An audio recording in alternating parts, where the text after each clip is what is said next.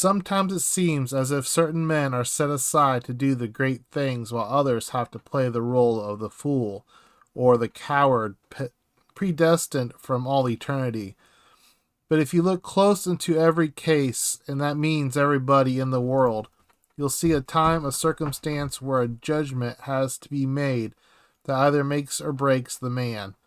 Sometimes luck helps, but it happens often in the army, especially on the frontier station.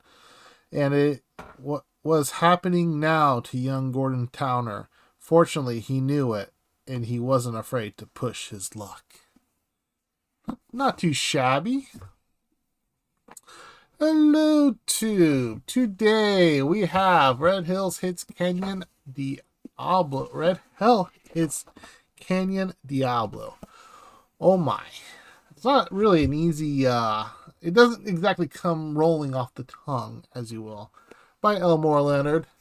I'm reading it in this awesome Western Stories collection. You can get your own copy with my affiliate link down below to bookshop.org, or if you use it to buy this book or any book, I get a small commission. You get an awesome book and extra cost to yourself. It's a win-win. You can also always support the channel by liking, subscribing, commenting, sharing, all that noise. And finally, if you don't want to hear my About Elmore Leonard for the 19th time, I have timestamps down below where you can skip around this video as you please. About Elmore Leonard, born 1925, died 2013. He began his career writing westerns in the 1950s.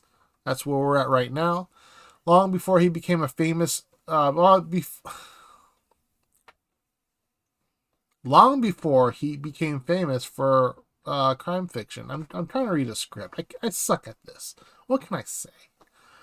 His early short stories and novels stood out for their gritty realism, sharp dialogue, and morally complex characters. As the dog decides he wants to groom himself right now. Qualities that would later define his entire body of work. Among his most notable westerns are Hombre 1961, Valdez is Coming in 1970, and Gunsights in 1979.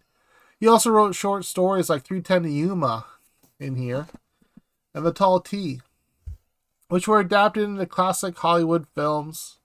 Leonard's westerns broke away from the romanticized frontier myths, focusing instead on ordinary people caught in extraordinary conflicts, where the line between hero and outlaw was never clear.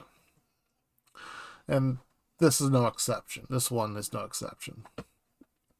These works are not only modernized the Western genre, but also laid the foundation for Leonard's later success in crime and suspense. His westerns remain essential reading for anyone interested in how the genre evolved from pulp adventure to something sharper, leaner, and more human.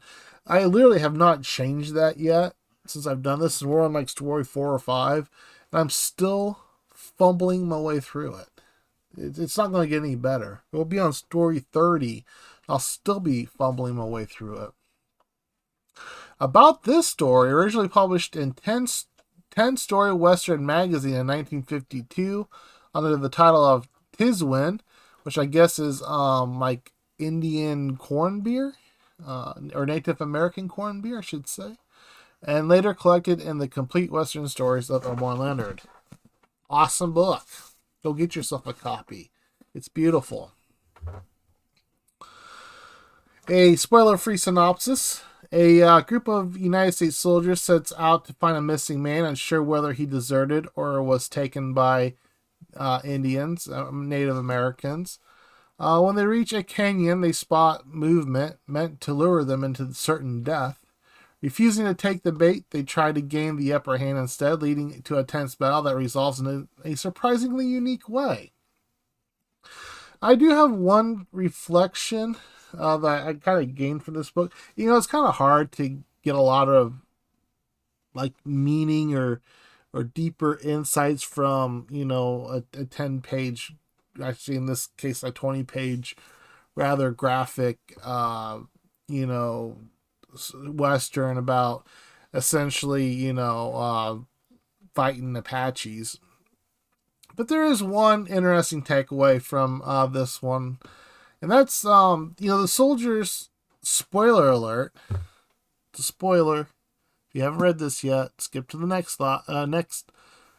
part where use the timestamp where I don't spoil anything, but just so that you know that, I mean, it's not a really big spoiler, but it's a spoiler. So, the soldier's not oh my lord, this is just not working today. It's not working today. This is a complete train wreck. But we're doing this. We're getting through this. We're human here. We don't have the fancy. I don't want to do the fancy editing and stuff like that. So we just keep it gritty, just as gritty as Elmore Leonard Western.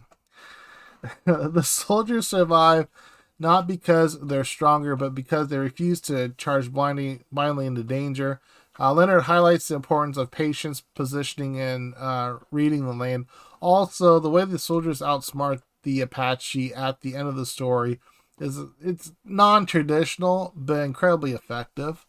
I'm not going to say any more about that because it really is. I did not see the ending coming at all. And it was kind of a shock. And I want to make sure that if you didn't heed my warning about skipping to my final thoughts, I want to keep that fresh for you, because I had a spoil someone spoils something in a story from one of their like weekly wrap-ups. I should have just ended the video right there.